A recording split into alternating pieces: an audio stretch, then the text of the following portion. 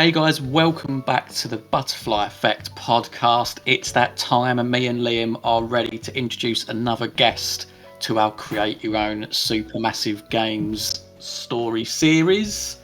And this week it is a very special guest because we've got Dark Pictures collaborator Artisanal Egg on the channel. Hey guys, it's me, the Artisanal Egg, and today I'm going to be collaborating with the Butterfly Effect podcast to pitch my Dark Pictures game idea.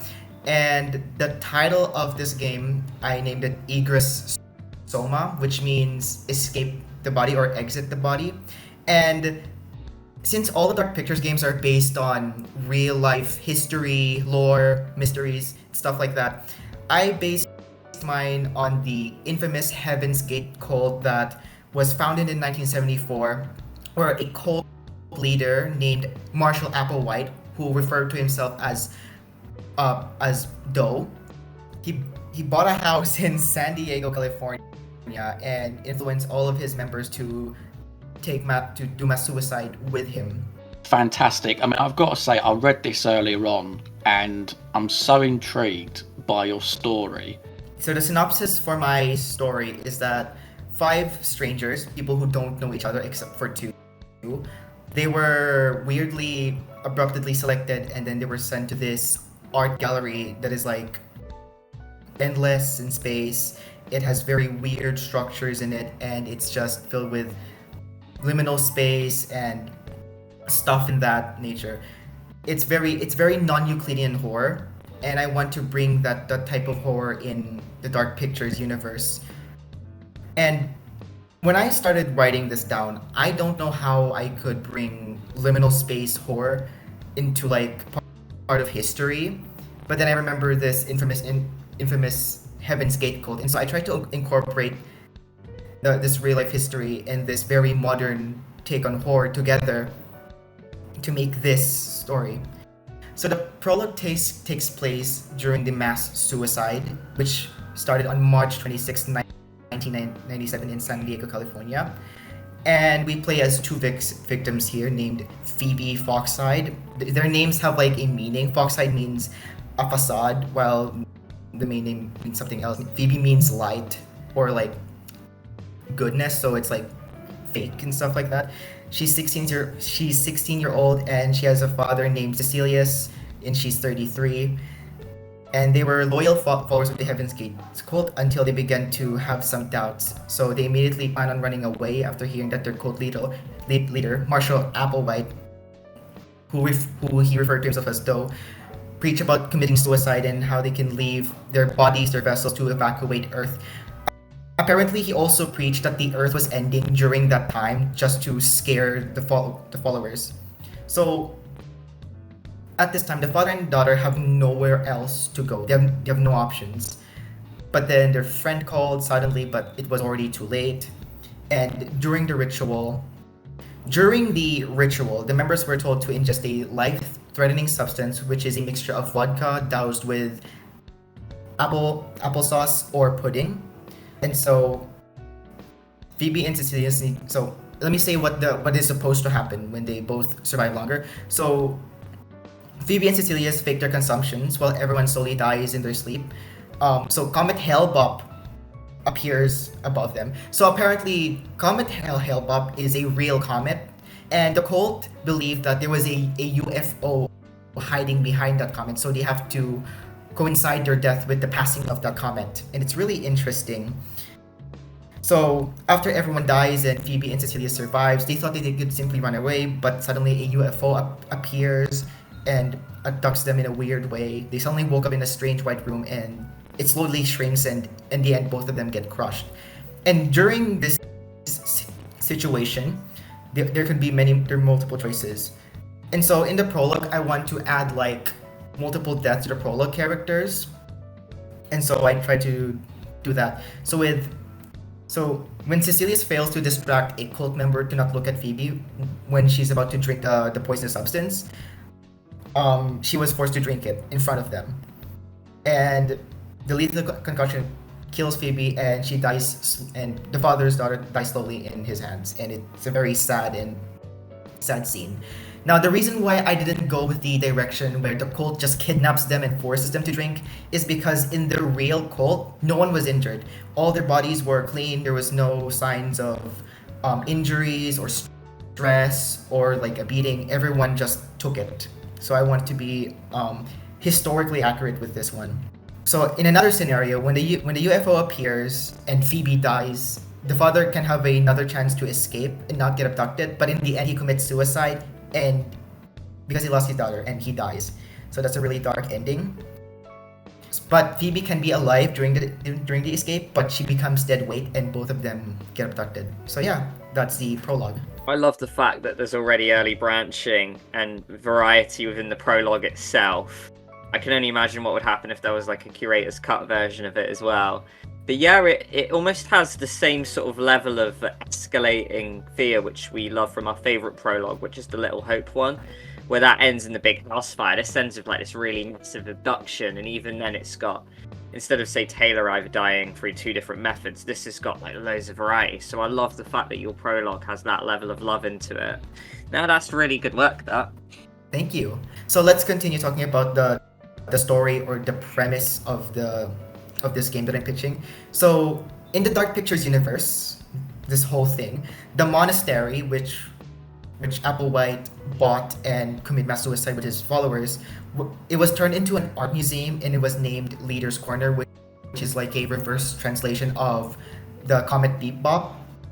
The museum, so the game starts off with the museum being closed and 5 of our main characters break into the building to accomplish their personal goals. And when they enter the museum, they realize that they cannot find a way out anymore, as if they're lost. And that's the sign that they've been abducted somehow.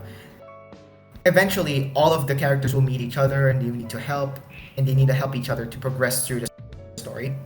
And as they walk endlessly through to this art gallery, they find more strange hallways, more stranger rooms, and art. By the way, all of the trap rooms things in the art gallery, there's this thing in the cult that they believe even is like a level up. So when they die, they level up like a superior body. The cult is like a mixture of Christianity, millenniarism, which is the belief of reborn, New Age spirituality, and then ufology, which is the belief of UFOs. So yeah, that is very interesting. And as the characters continue moving forward, everything becomes more messed up, confusing, and even dangerous. Some rooms become pointy, some rooms become too big, some characters might fall, and they have to really help each other to survive. And the characters have no option but to dive deep into the madness that is the art gallery, and your decisions determine who lives, who dies, and something similar to the Quarry, who stays sane. And there is a dark ending to this, which we'll talk about in the end. So yeah, that's the premise. Jack's gonna love that. Jack loves a dark ending, so I'm sure he's eager to hear what that is. I do, and you know what? Again, it was very. I'm so intrigued by this setting of like an old abandoned sort of like art gallery. Like, I don't know what it is about that setting that it really took me in. I think because it just felt very unique. You know how like so far we've obviously had a ghost ship. We've been in underground caves, a spooky village, a hotel. An art gallery doesn't necessarily suggest horror, but that's what intrigues me about it. And of course, you've got like these escape room elements in there. You've mentioned about the UFO, the fact that all these characters have like converged onto this one space. I'm just like interested to know, like, how does all of this necessarily knit together, and is there necessarily like a big villain behind it all? Oh, there's many twists in this story. Fun fact: there is no villain. The main threat are the characters, and let me explain that after I introduce you all to all the characters, and I wanted to know what are your thoughts on them. And yeah, so Audrey is someone who... So Audrey Strode, their names have meaning, have references, and their surname is like a reference. So Audrey Strode is a 19-year-old teenager who's looking forward to applying for Dream University, the California Institution of Arts. She's determined to finish her final student film, her passion project, and so she decides to isolate herself from the world to prevent her from getting distracted, which means she cannot see her friend anymore. So because this is her only chance to finally go away from her strict parents and finally live a life on her own. But unfortunately, this costs her friend. Her friend was calling her to go to a party. She didn't go, and her friend died because someone killed her, and she was miserable and she couldn't finish her student project. She almost finished it, and so many few years later, she decided to visit the gallery because that's where her friend died, and she wants to kind of face her fault or something like that. And yeah, that's her character. And her personalities are impatient. She's resourceful. She's impatient because she just wants to be there. She's very upset and depressed, and she wants everything to be done. She's resourceful. She's a very creative person, kind of like Abigail, because she likes to do art, and she's very resourceful. She can do a lot of things while escaping the art gallery, and she's very focused on her mission to escape. To be honest, Audrey sounds already like she might be an early favourite for me. Like, if I was playing movie night mode, I think I'd want to be playing as Audrey over the other characters. Not only that, but you get a taser as well. You said that their names have meaning behind them. I just want to take a stab in the dark here. Is Strode from Laurie Strode from the Halloween series? Yes, Laurie Strode. The surname is like a movie reference. Maybe some of them, but not all of them. And yeah, Audrey has a meaning. I think it means warrior. There's a lot of names that mean warrior for some reason. The items are like an extension of the character, so it's like a big part of them. I wanted to expand on the character items from The Devil in Me, because I feel like there's a lot of times where there's no consequence when a character loses their items. You can still continue the game. Like, for example, with Jamie's character in her EMF reader, I think there should be times where if Jamie dies, there will be sections in the game where a generator is blocking a door and no one can go in because Jamie died. There was never a time like that in The Devil in Me. And so I wanted to expand the items that the character has and make them a part of their character. And so Audrey gets a taser. She has a fear of getting killed just like her friend, so she's carrying it just in case. And her actor is Taylor Russell. I showed you the list of faces in Twitter, and Taylor Russell will play. So Audrey Strode is actually the star of the show, played by Taylor Russell.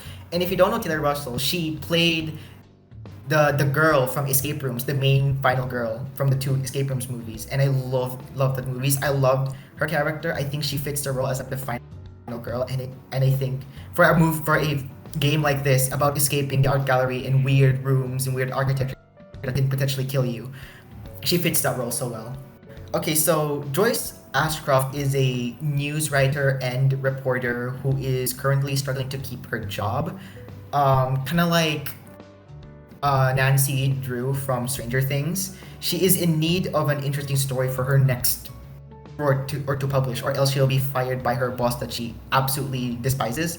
And as a journalist, Joyce is aware of the current generation's fixation on unpleasant stories and the ugly side of humanity, and with that knowledge she took advantage of it, and she figures that visiting the Leader's Corner's art gallery and its dark history and uncovering it will make an interesting headline. She's running out of time, and so she decides to break in impulsively. She's very callous.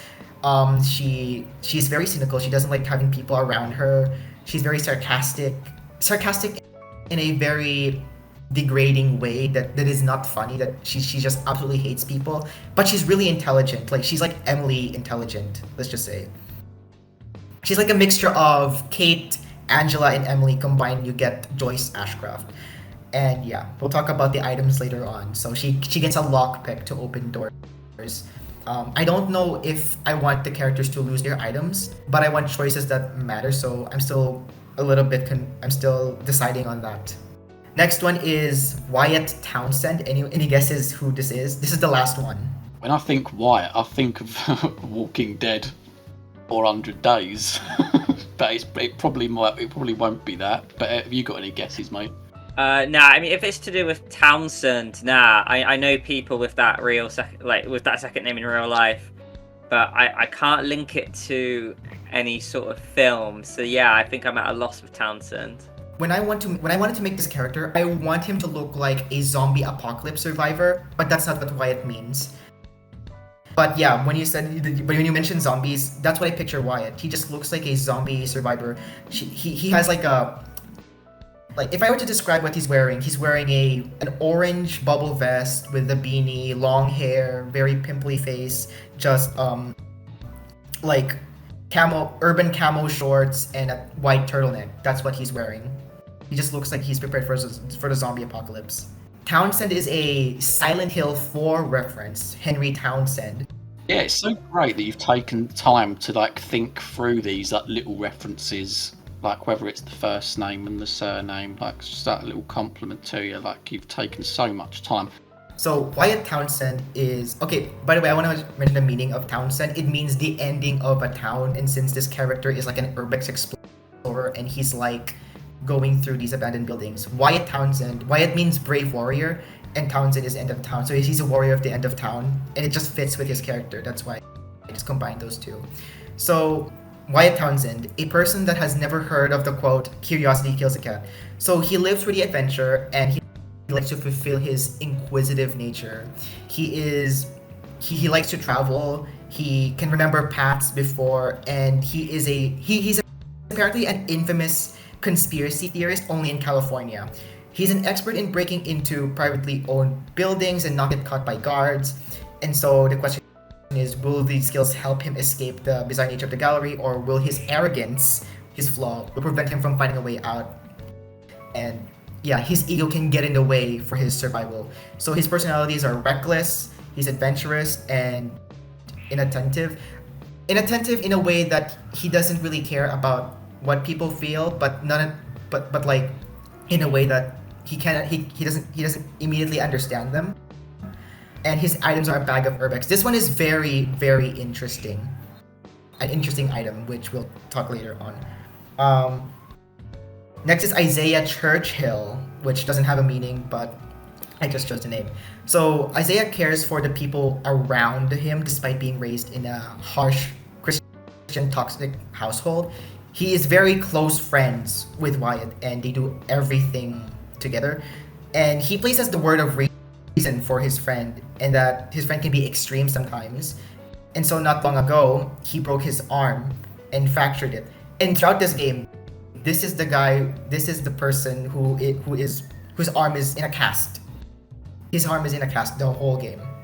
And so yeah, he's kind of like Eric. Eric doesn't have his prosthetic leg, he has a cast around him.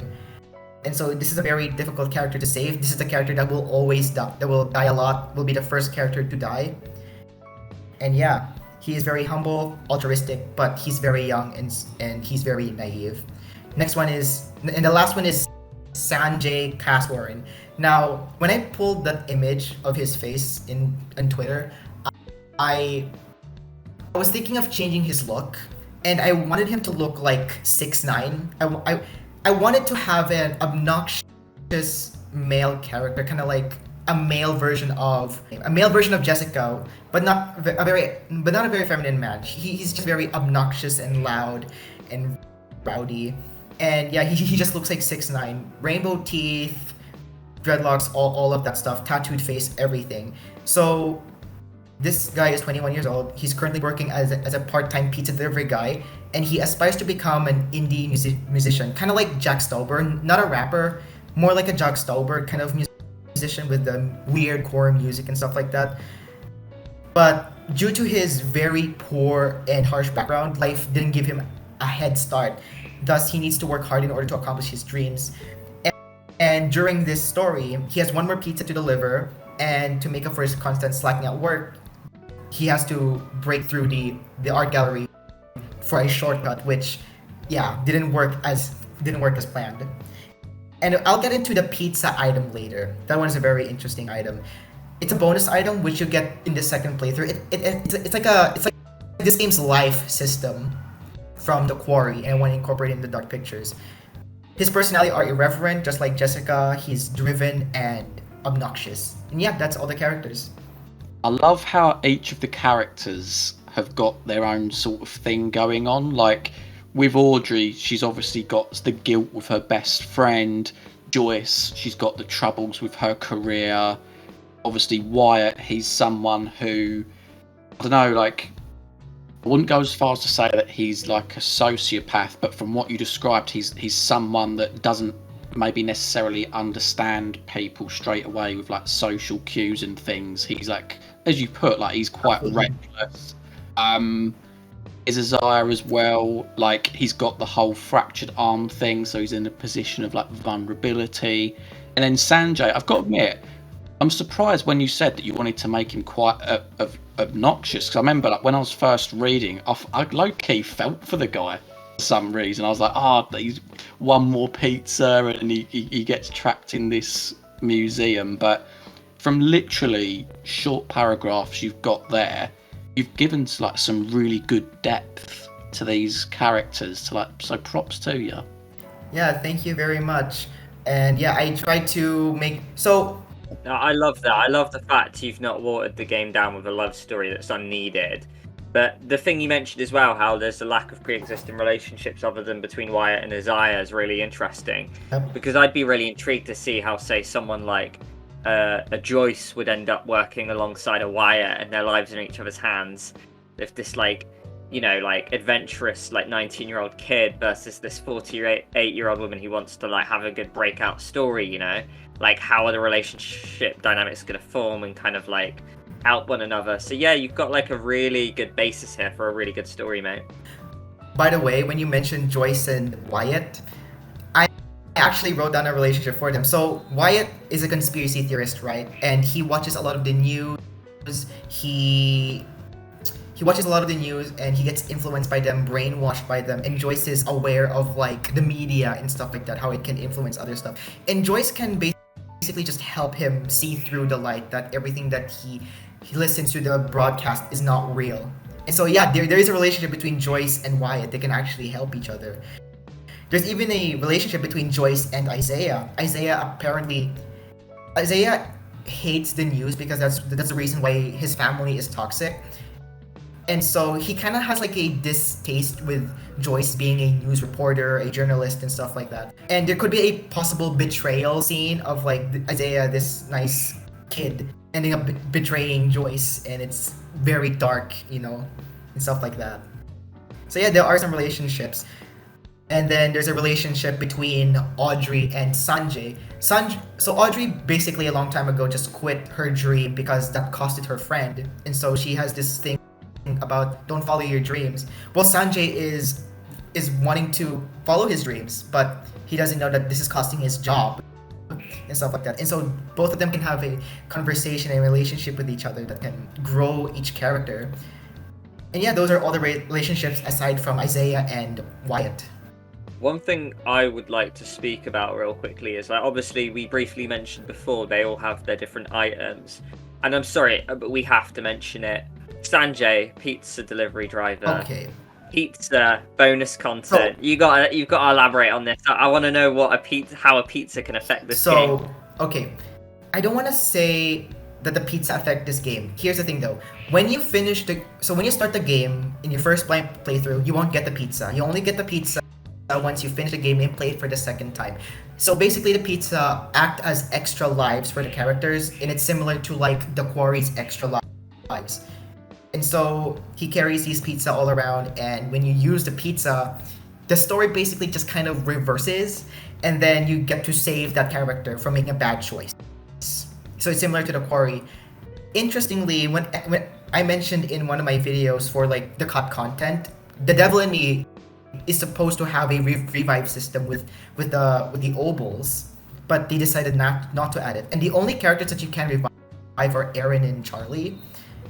But that's the only information that we got. And so I wanted to bring back that idea because the Quarry did it, and I think it was a successful addition. It didn't really mess with anything, and so that's how the pizza is like the bonus content. You know, I'd say as well is I think Josh Washington would be absolutely delighted that there's pizza in the game. Can we order pizza? Pizza time. Wouldn't be surprised if Josh was the guy behind this, takes his mask off at the end, was like, yeah, I built this. Oh no, he just wanted pizza in the end. That would be really. Josh was Marshall Applewhite though all along, and he made this. Remember when I mentioned about alive, dead, or stay sane thing from the synopsis? So the more you play this game, the more you continue, the more the characters get insane. Except for Isaiah. We'll talk about that. We'll talk about that later. And so when you get insane, they get into this trance of a vision where they see a paradise or something else and they want to pursue it. But if they pursue it, a character dies. And it's very similar to a situation like Man of Medan. Now, let me give you guys an example. Audrey's backstory is to me an expansion of Kate's backstory when she lost her friend Shelly. And I wanted to incorporate more of that to Audrey. And so there will be a part in the game where Audrey gets a dream of her friend about to get killed by the serial killer, and Audrey saves her friend and kills the murderer, but in reality she kills another character. And that's where the characters go insane. It's gonna have a very interesting curator's cut, how you're gonna avoid these things. And each of the characters have their own trance of like getting insane, except for Isaiah, because I want to set him to not wanting to have any temptations because he already has his revenge plot with Joyce, so he won't have that. No, I like that. One thing I want to say about this, because you mentioned the threat of the game there, and you mentioned it before, right? You don't have necessarily a monster in this game, right? No. I really like that because if we look at Man of Medan, it's like hallucinogenics and pirates, like. Devil and Me will have a serial killer with an axe. House of Ashes, you've got like weird vampire bat creatures. Yours is like, it's very much the rooms are like the villain, right? Yeah. That's so unique, and I love the fact you've gone down such a unique pathway with that. Yeah, and so the thing about these items is that although these characters can use these items to their advantage, so Audrey's taser is like a weapon, she can actually use it to kill other characters when she's in that trance. But there are other ways where the characters don't have their items with them and they're not in that. And since when they're in the trance, they kill a character in another way. So maybe like... So have you guys played The Walking Dead Michonne? There's this final scene with Michonne and she's looking at her kids, right? And there's another character dying and she's calling her to get out of the house and jump out of the window. And she has a choice whether to stay in that hallucination so that she can be with her kids, which is not real, or she could go with the other character telling her to jump off the building, because if she doesn't, the character dies, but Michonne survives, but she doesn't get the kids anyway because they're just fake, they're not real. The reason why this happens to the characters is because in the cult, they believe that they're gonna be in paradise, that they're gonna be there, and that's why they kill themselves. And so I don't want to, when I make the story, I don't want to forget that the cult is still here, and that the UFO is still here. And so I want to incorporate the theme of paradise that is in this game. Oh, awesome! I mean, I've got to say, obviously, you've put a lot of deaths down here as well. Did you want to run through them and potentially up the darker endings that you mentioned earlier on? Okay, deaths. So the deaths are okay. So there'll be I didn't mention the other rooms from this the story, but I'll mention the deaths. So Joyce has a spiky chandelier falls about her head and stabs her. Yeah, there'll be a chandelier room where like there's like these spiky balls of chandeliers that just falls to the characters and you have to dodge it to escape. She can get crushed by like this giant moving cube. You play as another character controlling the room's direction, and the other characters have to like dodge the other objects going around them. And then Wyatt, he has epileptic seizures, and he can get lost into this bright, like colorful maze that's changing in color, and he can literally just suffocate and die. He can get sliced in half by an elevator. That's a very underrated death. There's a lot of deaths like this, and I don't know why Supermassive has done that. Isaiah is the first character to die. I mentioned a twisty bridge. He can fall, and he can literally just fall and die. However, I've actually imagined a scenario here. So, have you ever watched the short film The Curve?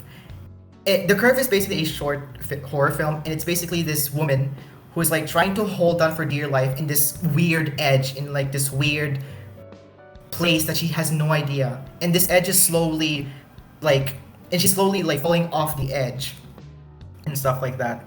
And so in this choice, you play as Audrey, and then I think Wyatt might have lost his bag, and you either have to pick up the bag and get the extra Urbex gear, which can prevent a lot of character deaths, or you save Isaiah, and then all the bag just falls down, and you cannot use the Urbex gear anymore. Yeah, Isaiah getting hit by a blunt object. This is Sanjay killing Isaiah with his wrench. He gets hit by the eye, kind of like 400 Days style with like Bonnie and that other old lady that was wearing a pink jacket with zebra stripes inside that got her eye removed. Yeah, that type of death. Audrey can get lost drowning in a twisty pipe maze, very liminal spacey environment. And then Sanjay sliced into pieces by wires. This is actually a very popular death that every single horror movie does. Not literally, but a lot of horror movies does this. And there's probably like a room with like a lot of thin metal wires that they can't see, and you have to be very careful to cross it. Make a bad choice, they die. And falling down a very long flight of stairs. This is basically a funny death because you know that the pizza here meme where a guy falls down the stairs because someone called the pizza in? Yeah, that's basically the death that Sanjay has. No, I like that though. We get like a lot of varied deaths in the shows, and it's like you've taken the time here as well, not only with like the names, the characters, like the room design, but also the deaths as well, which we appreciate. At the end of the day, these are horror games, Yeah. and this is what you've made. And yeah, no, I'm really intrigued by all of these, mate. And okay, let's talk about Isaiah. So here's a dark ending. If you manage to get Isaiah as the sole survivor of the game, he will repeat the cult again. Like, he'll be so traumatized, he wouldn't understand what was happening. He lost his friend, he lost everyone. He will literally start a new religious cult, just like the Heaven's Gate, and literally this event will repeat itself again. That's the dark ending. So it's like the cycle continues, like the devil in me. Yeah, absolutely. Nice. One of the final questions I have on my end is that obviously the prologue, we've got this big thing with the UFO. I just wanted to know if you could tell us more about this UFO and if that has a greater tie into sort of maybe the ending. Oh, you're of the gonna story, like perhaps? this. Because this is the twist of the story.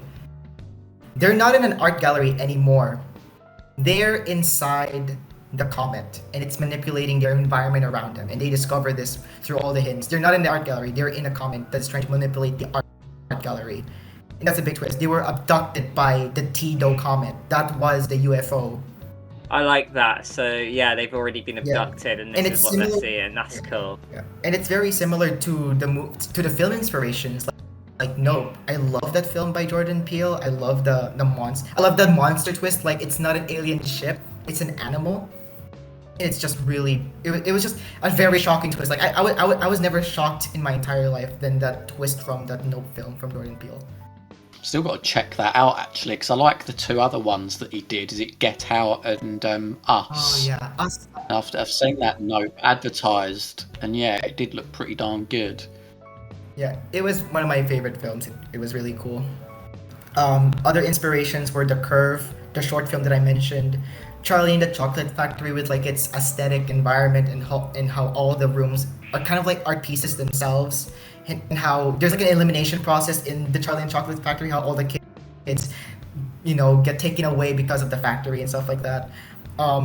There's like a mini YouTube series called Lost in Hyperverse. It's just basically backroom stuff. Infinity Train, Escape Room, I love that film. Superliminal, that game where it's like using illusions. And then there's this short analog horror called Corner Folk, where a guy gets insane trying to uncover a phenomenon where you see a person in a corner and he's trying to uncover it. He gets insane, he lost his wife and kids, and he gets sucked into that corner.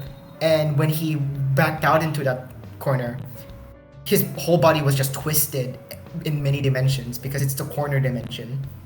Yeah, no, honestly, and thank you for sharing them inspirations as well, because even I don't recognise all of them, but obviously the ones I do recognise, even from like Nope, like I picked up that there was going to be like some sort of UFO thing going on in the trailer.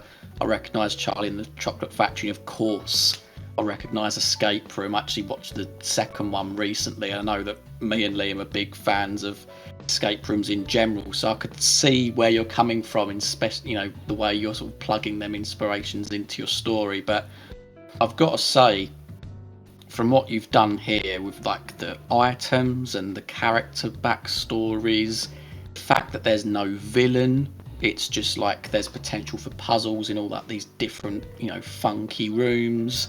There's so many different story strands going on. I think this would make for an epic DPA game, mate. Thank you very much. Honestly, for all the viewers watching this this episode, I'm sure they're just going to sing praises in the comments about how they'd love to play this game. Like, the last entry had was set on a farmhouse. Brian did a sterling job of really, setting out the scenario for that one. And yeah, like, a game where we're just, in loads of different puzzle rooms where people are, like, dying in, like, those gruesome ways. Like, in an art gallery. That just sounds epic. And that is a game I can see the curator pulling out of his repository on his next book. I really can. It would seamlessly fit into the rest of them. Thank you very much. Well, this was really enjoyable to present, and I'm glad that I could share my idea about this game. It's more like, the goal for this pitch was like to expand on the things that Supermassive has done in the past, like with the items, making unique cast of characters. I really want a unique cast of characters. I hope that the Dead by Daylight collaboration has a different cast. I hope it's not another teen horror in a cabin and stuff like that. I just want to see something different. And if they could pull it off in Directive 8020 with with astronauts and stuff, that would be cool. Even though I'm not a fan of space horror, I am open to everything. That's the thing. I think that's the beauty of this series as well, of getting people like yourself on, because obviously we're all big fans of the DPA series, right? But we've all got our own opinions. We've all got like certain suggestions of things that could be implemented into these games, and I think building it around a story idea as well, I think is the perfect way to do that. But what I'd say, Artisanal, is thank you very much for coming on here and sharing your story with us. And of course, what we'll do is we'll have your story idea on Discord as well, so those watching can go back and take a look at that if they want to read it through in full. And of course as well, we'll put your YouTube link in the description as well, because of course, got to help one another out and such. You cover these DPA games as well, so we'll do that too. I mean, we do have a tradition on this series, Artisanal, where we let the guest sign off the video, so would you like to do that? Okay, so anyways, guys, I hope all of you enjoy hearing my pitch for a Dark Pictures game, and if you did, be sure to leave a like and subscribe to the Butterfly Effect podcast. If you want to see a series like this, or if you have your own pitch ideas, you can talk to them in Discord and Twitter, all of that stuff. It's amazing to talk to you guys, and I really enjoy my time here. Thank you. I feel thankful for everything. So yeah, bye everyone. Thank you guys, we'll see you next time. Take care for now, guys. See you soon.